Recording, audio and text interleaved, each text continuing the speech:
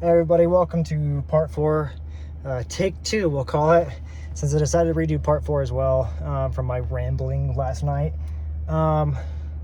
So in that video I talked about more of the interior and the gauges, and I actually am going to go into more of the infotainment side of this too, because I was trying to make a ranting video, which I can wrap that into this one too. But anyways, so it's got all kinds of different displays that you can go through on the heads up. It's got, you know, that also relay over to this side. I'll talk about the cameras. I'm going to talk about my MPG and all that, and how that kind of breaks down and works in here. So you'll just notice different numbers in what I'm going to tell you. First thing, when I get to that screen, I'm going to talk about the different gauges. So Pro4x, I don't know if the other Titans have this, can't speak to that, have only driven this one, so I'm guessing they might have this gauge, I don't know. But Pro4x has this off-road gauge, so I don't know the technical term, but it tells you, you know, how far you're tipping one way or another. If you're on a trail that has some different inclinations on the road. Also, this is really cool. So it tells you, you know, if you're in 4-wheel drive, 2-wheel drive, whatever the case may be. And then what's really cool is when you turn the wheel, you can see, let me bring this around here, sorry. You can see that it shows you what angle and direction that your wheels are facing. So you know if you're going to be heading towards a tree, heading towards a rock, heading towards a cliff, whatever obstacle or something that might be potentially in your way is there, and you can avoid having your wheels hitting it if you're trying to, you know, go slow and be technical and whatnot, which is really cool. And then to piggyback on that, so we get this camera button here on the screen, it immediately is going to go into my front facing camera and the 360 camera. And then when you put it in reverse, it's the rear facing camera and the front facing camera. So put it in reverse, there's rear facing, right? Not the best quality of cameras, admittedly. That's something that they like to complain about when they do these reviews, which I kind of agree in a sense. I think it's perfect and gets the job done for what you need. Now I'm going to show you something that they don't really talk about, a cool feature about this. A couple of them talk about this part, which to add on the off-roading thing. So you hit this camera here. There's a camera on the bottom of that mirror, which is part of your 360 camera, but also faces. You can't really see. Let me go forward here a little bit. Maybe you can see a little better with better quality. You know what? Let's just reverse out of here, and then that way you can actually see it better. Sorry, I'm running over a piece of conduit that I have on the ground. I hope that's what I'm hitting. So you can see that it faces that wheel, right? So that passenger side wheel on that side. So I can see, because you can't see over the hood when you're doing it, you can see what you're actually, if there's a rock over there, if there's a tree stump over there, like if there's something that you don't want to hit, you can't see, and you don't have to get out and, you know, walk around the outside and go look at it and be like, oh, like you have that camera that faces that wheel right there, so you'll immediately be able to tell whether or not your passenger side is going to collide with whatever that is, right? So that's pretty cool. Now, yeah, that's my conduit there. I had a little barricade set up so the little one wouldn't roll away. But so keep cycling through the cameras, right? Turns it off. Now if I hit the camera button again, I'm going forward, right, and drive. If I hit it again, let's see, what is it? Maybe just go straight into it. I don't know. Maybe it doesn't do it for the front one. I know for the back one it does. Okay, so I'll put it in reverse, right? Especially for when you're getting a trailer hooked up. The default camera for reverse is this one and the 360. Now, hit the camera button again, it goes to the full screen view of your backup camera, which I don't know about you, but that looks a hell of a lot better. It's a lot easier to see out of. So it does have a pretty good camera on it for just backing up. If you don't need the 360 camera, just click into the camera button again, you get the full view. So that is something that I don't believe anybody has on these review channels has talked about yet. And well, now they have. I'm not a review channel, but hey, I talked about it.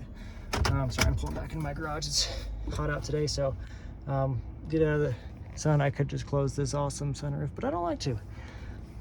Moving on, gauges. Speed, I usually keep it on this speed. For some reason it shows an average of like 36. Not sure why. I drive mostly highway and I know I'm averaging more than that, so I think I just need to reset that or something. I don't really care that much. It's got so much you can go through. I mean, there's so many different settings. I haven't even played with to see how many different settings there are. You could go tire pressure is usually on show when you're driving, but it tells you the tire pressure of each individual tire. Driving aids, let me zoom in a little bit. Traffic signs, so it tells you like speed limit of whatever road you're on, which is cool. Compass, Bluetooth audio, usually if you're playing something like whatever music, it'll display there. Fuel economy, let's get to this. So MPG, some of you were asking me about that. So average 15.7. Now I think this is also taking into account my trip from last weekend, which I did not get that good of MPG on. So I think it might be factoring in a little bit. That being said, still about the same as what I used to get in my old truck, was around 15 to 16. However, at the end of your driving, it gives you like this little fuel report, little kind of auxiliary gauges and stuff too, back to off-road there. But it gives you this little fuel report. Here, let me turn it off and it'll probably display it here. And it tells you whatever the best is you ever had. It tells you what your current is. 18.3, right? That's what my current average is. And it tells you that for basically every trip. It'll change depending on every trip. Every time you start the truck and turn the truck off, it has a different eco drive report. That 18.3, that's probably kind of on the higher end for me, although I do every day when I turn my truck off when I get to work and I see what it says. It usually says anywhere between like 17 and probably anywhere between actually like high 16s, like 16.9 to like 17.5. Averaging about 17 and a half usually is what it says. Lately though, I have been seeing more 18. It's crazy because when I try not to baby it so much, I see better fuel economy, like if I'm driving faster. Not like speeding crazy or anything, but just driving faster or like a little more heavy on the pedal than I normally would. It's like it gets better gas mileage. I don't know why. I think that's probably in part due to having the bed cover, which does help with gas mileage, as Mythbusters has proved, and like reducing drag and all that. So I think some of that can be like a 1 or maybe 2 at the most MPG can be accounted for with that. So if you're wondering what a Titan XD with a gasser engine in it and the 9-speed would get at altitude, you're looking at probably average, it's 17, 18, and then that's with my bed cover. So that's what I see most of the time, 17 to 18. Those are the gauges there. Let me start this back up here. You can see a little startup graphic that it does here. It's kind of cool. It's like, oh, Titan. Okay, so go back into the infotainment here. This thing is super crystal clear display. Like it doesn't really lag. It's super functional. You can go to menu. Any of the buttons that are here, you can also have a hard button for, which is nice. So you don't have to worry about that. I think except for settings, but you can go to settings, all different things. You can also swipe. You don't have to hit the arrows to touch it. You can just swipe. You can go into connections, connect your phone, whatever. Goes into audio. It tells you what's playing. You can go into map. I mentioned this on the other video, which I'll talk about again. The map's cool because it has all kinds of details you never would have thought about or cared about before, like the name of a ditch or something that you might not have known. And but what's really cool, I've noticed, I'll try to make a video when I can, if I remember, next time I'm downtown, is when I'm downtown, like certain high-rise, like skyscraper buildings, it'll come out of the map like a 3D structure on the map. Or like the Rocky Stadium, like if the Rocky Stadium was right there, it actually shows like a little 3D Rocky Stadium. Like it's pretty cool. It's just, a little quirk that Nissan or whoever this GPS, maybe the manufacturer, decided to throw it in there. It's pretty cool. And then you can zoom out, zoom in. Super functional GPS. Why you would need something bigger than this, I don't know. It's pretty good size. It does every function you'd ever want it to. You've even got your traditional, which I prefer, the buttons and everything for controlling your climate. And so it's got the indents for this, so you can feel the raised or lowered. If you know where your buttons are, you don't have to sit here while you're driving and try to fumble and trying to find it on your infotainment to figure out where it's at. It's here. You just feel it. It's less of a distraction and safer than having everything under one giant TV screen, which the RAM has. Which that's one of the things. I'm gonna roll my nitpicking shit into this. So the thing that irritates me about a lot of these review guys is they will nitpick the hell out of this truck over dumb shit. One of them being they'll talk about the screen size, but then in the same breath they always have to compare it to another truck, especially, and they always only pick the Ram because the Ram's got the biggest screen that's the size of this whole thing basically. Why you need a screen that big when you're driving a vehicle of any kind, I don't know. Maybe there's all kinds of stuff. I haven't dove into it too much, so maybe there's all kinds of like features that you can do with the towing. I'm sure there is. That would make sense. But you don't need it. It's completely unnecessary. Why you need something that big is beyond me. It's more of a distraction than anything. You're not, just playing a movie. You can't like just safeguards in place to prevent you from watching videos and stuff, like for your back seat or anything. So I don't know why, but they always try to take small digs at this truck by, they'll say a feature that it does have, and then they'll try to compare it to another truck. And it's like, okay, dude, if I wanted to know what that other truck had, I would go watch a review about that truck. I'm here to learn about the Titan. Tell me about the Titan has, and then I'll make the comparison with other trucks myself by going to look at those review videos. I don't need you to sit here and nitpick this truck apart. Like they'll talk about the badging being like the color. Oh, it's like a red, lava red, so it's more orangey, which it has an orange hue to it, yes, but it is more or less red. Same with the red there, and especially the red. It's red, dude. It's not orange. There's like certain lights that kind of looks more orangey, but it's red. It's red stitching. People compliment me all the time, like, I love that red stitching. Yeah, me too. So they nitpick it like the color really matters. It's like, with the red and black accent for off-road looks. That's what manufacturers do these days. And in the same breath, like they nitpick this truck for having, let's go to our next thing. I'm gonna turn this off. On the exterior here, they nitpick this truck for having this one in particular doesn't, but the tow hooks, right? So I think there's something with the XDs, Pro4x's, they didn't paint the tow hooks red, or like they did with the regular Titan Pro4x's, which kind of irritating to me because I wanted those stupid red tow hooks. But beside the point, maybe that's how they distinguish the XDs. I'm not sure. I could look into that. Somebody can look into that. But they'll praise the Chevy like Trail Boss for having red tow hooks, and then the Titan has red tow hooks, and then talk shit about it. I don't understand.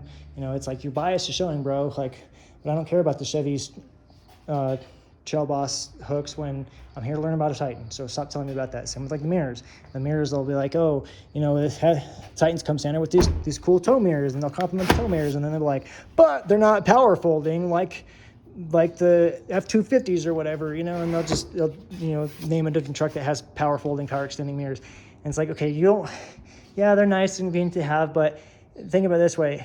If you were ever in a situation where you're going to extend your mirrors out, you most likely aren't going to be sitting in the cab, right? You're hooking up your trailer, you're outside, you're walking around, you're doing things, you're checking things. So it's so easy to just walk around, pull it out.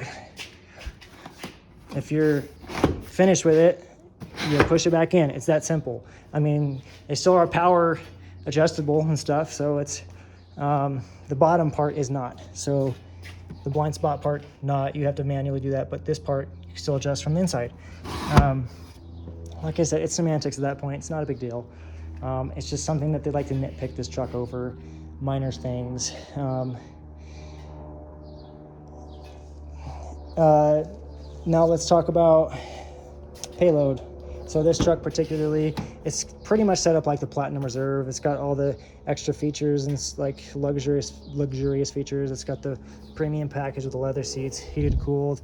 It's got the big panoramic moonroof. It's got the Fender audio system. It's got just about every feature that, it doesn't have the entertainment in the rear seats here, but Don't really need that.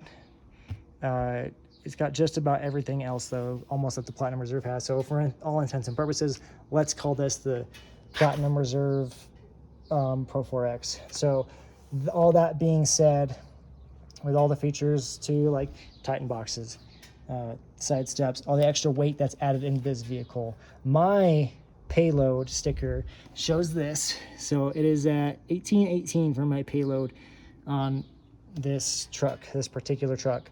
So 1,800 pounds, which if you're trying to look at it in the sense of it's a 3/4 ton, which this truck's not, it's laughable, kind of a payload. But when I take into account everything I'm going to be doing with this truck, so I take, when we take this on trips for camping, it's going to be me, my wife, my 2 kids, they're small, my dog, which weighs about 90 pounds, and on bigger trips, I might have 1 or 2 motorcycles in the bed. They weigh about 250 pounds a piece. One's a little less.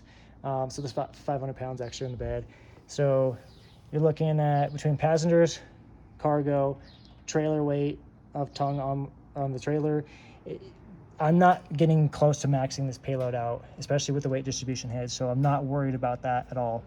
And these trucks are so over-engineered that I'm honestly not worried about it. Like, they're overbuilt for the task, which is good, but I'm not saying you should push that. A lot of guys push that payload. They go way over the towing capacity. Don't really recommend it. I'm gonna cut this video off here because wife just got home, so I'll see you guys on the next one and we'll pick it up where we left off. Thanks.